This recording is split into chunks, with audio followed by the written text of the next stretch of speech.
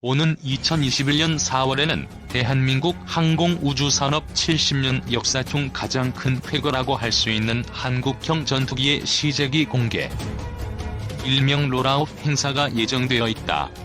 항공우주산업의 후발주자로서 후진국 수준을 면치 못했던 대한민국이 KT-1 기본훈련기, T-50 고등훈련기, KUH-1 수리온 헬기에 이어 현대무기체계 중 가장 고도의 기술력이 요구되는 전투기를 우리 손으로 직접 디자인하고 생산한다는 것은 이제 한국의 항공우주산업이 세계적인 수준으로 올라섰다는 것을 증명한 것과 같다.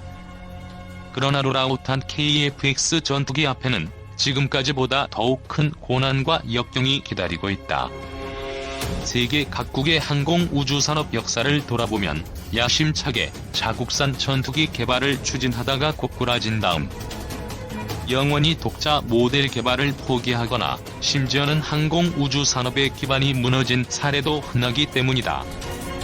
가령 1950에서 60년대의 이집트, 아르헨티나, 캐나다, 인도는 2차 세계대전 때 독일의 제트기 연구 과학자를 초청하거나 영국 혹은 미국과 공동 개발을 시도하여 국산 제트 전투기를 제작하려고 했다. 이들 모두 시제 비행기를 만드는 데 성공했으나 시제기 제작 이후 프로젝트를 취소하거나 소수만 양산하며 결국 실패했다. 이 나라들은 모두 2차 세계대전 이후 변화하는 국제정세에 맞춰 과학기술력이 크게 발전하였으나 엔진 등 핵심 부품에 대한 공급 부족, 공동개발 파트너의 비협조, 그리고 검증된 우회산 전투기를 선호하는 군에 의해 좌절했고 양산에 겨우 성공한 전투기들도 성능 부족으로 수출에 실패했다. 이렇게 과거 다른 나라들의 국산 전투기 개발 실패에서 우리가 얻을 수 있는 교훈은 크게 두 가지이다. 첫 번째는 탈만한 비행기를 만드는 것, 즉 군용 항공기로서의 기본적인 감항 인증을 검증하여 KF-X가 전투 중 안전하게 임무를 수행할 수 있는 것을 철저하고 자세하게 증명하는 것이다. 이 부분에서 한국은 그간의 항공기 개발 과정에서 충분한 노하우와 데이터를 쌓아 큰 고민거리는 아니지만 고등훈련기보다 더욱더 격렬한 기동을 하고 더 무거운 무장을 달아야 하는 전투기의 특성상 안심하긴 어렵다. 다행히도 한국 항공산업과 대한민국 공군은 그야말로 뼈를 깎는 노력을 통해 세계 최고 수준의 시험 비행 조종사와 테스트 시스템을 마련했기 때문에 조종사들이 KF-X의 안정성을 믿고 전투에서 목숨을 맡길 수 있는 신뢰성을 마련할 수 있다고 확신한다. 하지만 더 크고 중요한 두 번째 문제는 사고 싶은 비행기를 만드는 것이다. 검증되고 신뢰받는 제품만 인기를 얻는 냉혹한 전투기 시장에서 KF-X의 수출 경쟁력을 확보하고 또 KF-X가 한국 공군의 핵심 전투력으로 자리 잡기 위해서는 부단한 연구와 투자가 필요하다. 전투기에 장착할 무장은 그냥 파일론에 붙인다고 끝나는 것이 아니라 항공기 장착 및 분리 안정성, 장착 적합성, 전자파 간접 및 적합성 등 수많은 고려 요소를 반영하고 많은 테스트로 이를 검증해야 하는 몇 년이 걸리는 복잡한 절차가 필요하다. KF-X가 경쟁할 해외 전투기들은 이미 이런 테스트를 거친 다양한 무장이 이미 통합되어 있기 때문이다. 그렇다고 해서 단순히 돈과 시간을 무작정 들여 많은 종류의 무장을 통합하는 것도 쉬운 일이 아니다. 일부 해외 업체들은 기존의 한국 공군이 결정한 KF-X 탑재 무장 외에 각종 공대공, 공대지 무장을 추가하자고 적극적인 제안을 하는데 이런 무기종 대부분은 한국 공군이 구매할 예정이 없는 무장이기 때문에 자칫 잘못하면 수백억 원의 통합 비용을 쓰면서 정작 쓰질 못하는 상황이 될 수도 있다. 이와 반대로 우리 공군이 지금도 사용하고 있는 많은 미국제 정밀유도 무기의 경우 미국 정부가 KF-X의 개발이 완성되지 않았다는 것을 빌미로 통합에 대한 자료 제공과 절차를 중단시켜 우리 군이 곤란을 겪고 있다. 이런 문제를 피할 수 있으면서도 우리 방위산업은 물론 공군 전력에도 이바지 않은 좋은 방안이 바로 국산 항공무장을 개발해서 장착하는 것이다.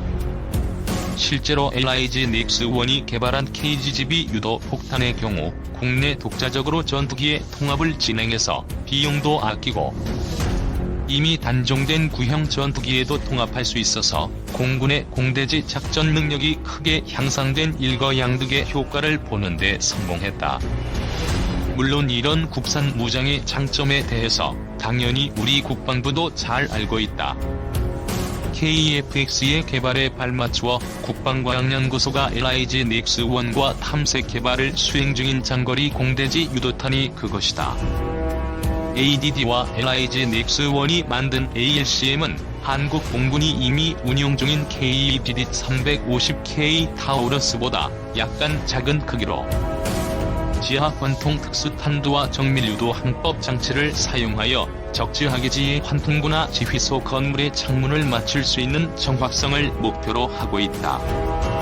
이런 특징으로 인해 ALCM은 먼 거리에 깊숙이 자리 잡은 적의 지휘부나 지하시설을 공격할 수 있는 강력한 능력으로 북한의 중요 시설 공격에 위력을 발휘할 뿐만 아니라 여러 나라가 관심을 가져 KEFX의 강력한 수출 경쟁력을 갖출 핵심 아이템이라고 할 수 있다.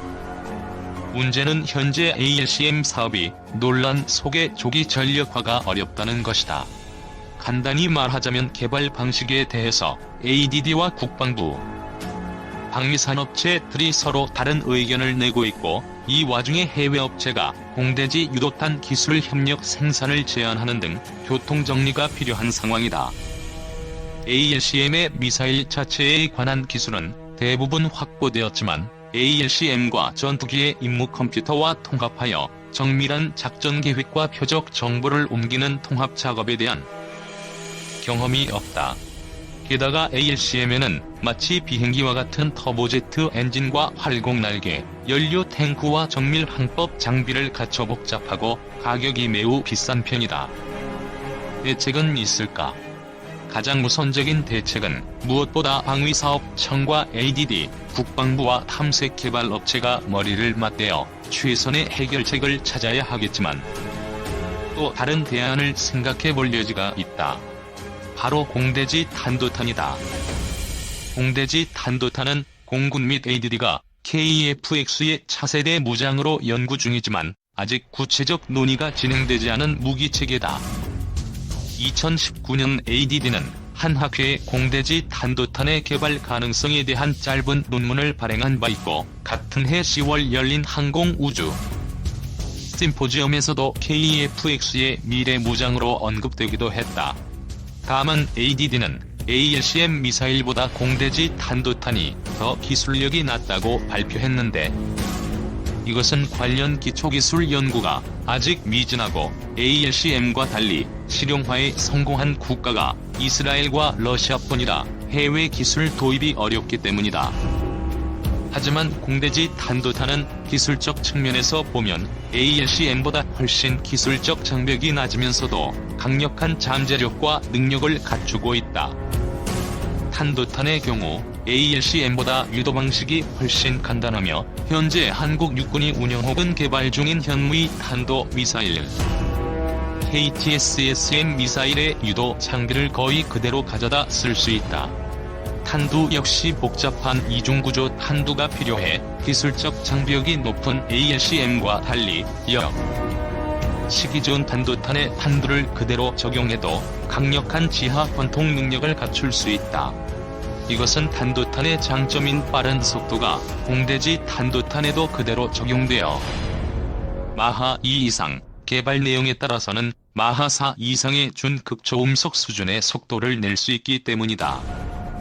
워낙 빨라서 적이 움직이기 전에 타격할 수 있고 지하 표적도 깊게 파고들 수 있는 셈이다.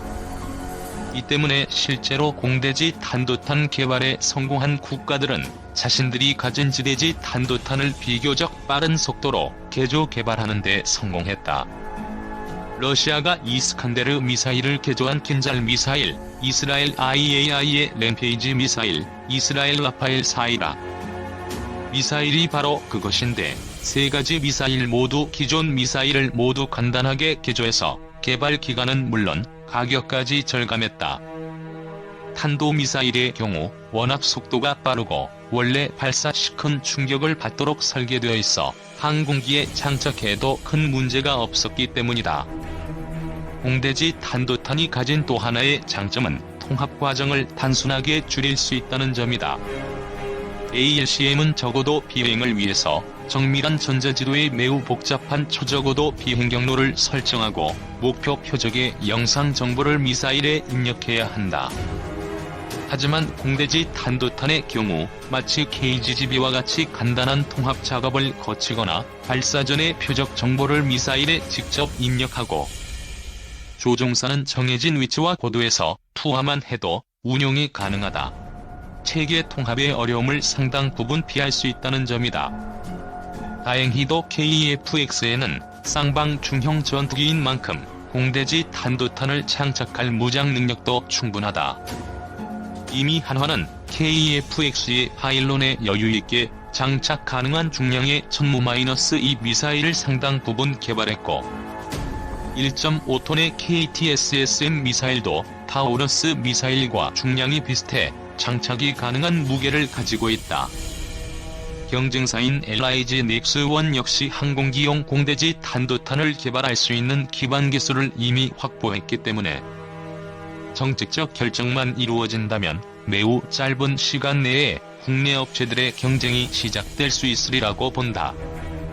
KF-X는 강력한 쌍발 엔진을 가져 무장 탑재량과 기동성이 우수하고 상당한 스텔스 성능을 갖추었지만 대량 생산된 4세대 전투기들과는 가격 경쟁에서 불리하고 우수한 성능의 5세대 전투기와는 성능 면에서 부족한 면이 있는 한계가 있다. KF-X가 이런 한계를 오히려 기회로 바꾸는 혁신적 고려와 정책 결정이 이루어지길 바란다.